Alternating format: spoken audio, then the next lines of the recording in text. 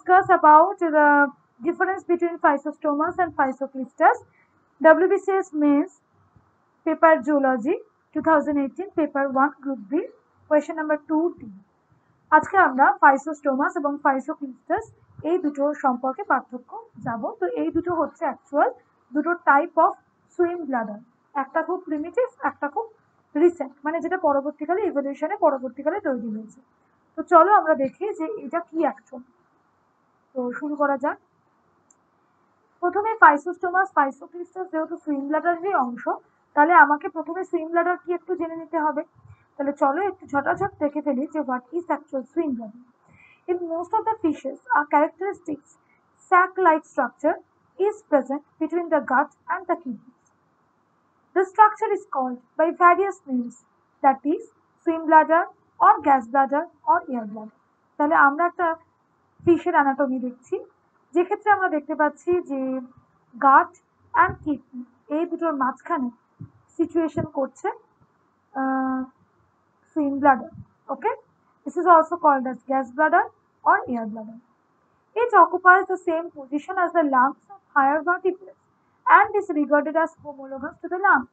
It differs from the lungs of higher forms mainly in origin and blood supply. তো আমরা দেখতে পাচ্ছি যে এরা সাধারণভাবে লাংস, হ্যাঁ, হায়ার ভার্টিব্রেটের যে লাংস হয়ে থাকে সেই একই রকমের বৈশিষ্ট্য নিয়ে তৈরি হয়েছে। মানে এই সুইম ব্লাডার পরবর্তীকালে ওই একই পজিশনে কিন্তু পরবর্তীকালে হায়ার ভার্টিব্রেটের ক্ষেত্রে লাংসকে থাকতে দেখেছে। তো অনেকের মতে এটা লাংস এবং সুইম ব্লাডার প্লাস প্রায় homologous to each other, but এদের ব্লাড সাপ্লাই একটু আলাদা, ব্লাড সাপ্লাই যেখান থেকে হয় সেটা একটু আলাদা। The swim bladder arises from the dorsal wall of the gut and gets the blood supply usually from the dorsal aorta. তাহলে এখানে আমরা দেখতে পাচ্ছি ডরসাল অ্যাওর্টা যেটা সুইম ব্লাডারের সাথে যুক্ত হচ্ছে। এই ডরসাল অ্যাওর্টা থেকে সুইম ব্লাডার কিন্তু ব্লাড সাপ্লাই পাচ্ছে। কিন্তু আমরা দেখতে পাচ্ছি এইখানেই হচ্ছে আমাদের লাংসের সাথে সুইম ব্লাডারের পার্থক্য।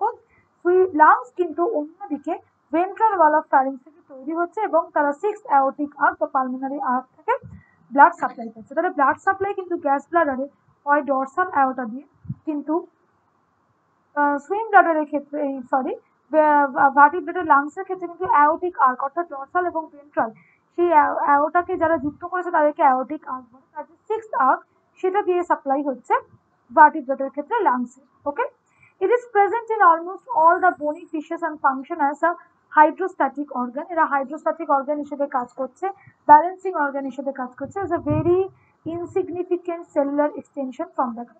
কখনো কখনো কিভাবে শুরু হয়, সুইম ব্লাডার হচ্ছে এই গাছ থেকে একটা এক্সটেনশন বেরিয়ে সুইম ব্লাডার তৈরি হয়েছে, ইভলিউশনারি চ্যানেল তৈরি হয়েছে।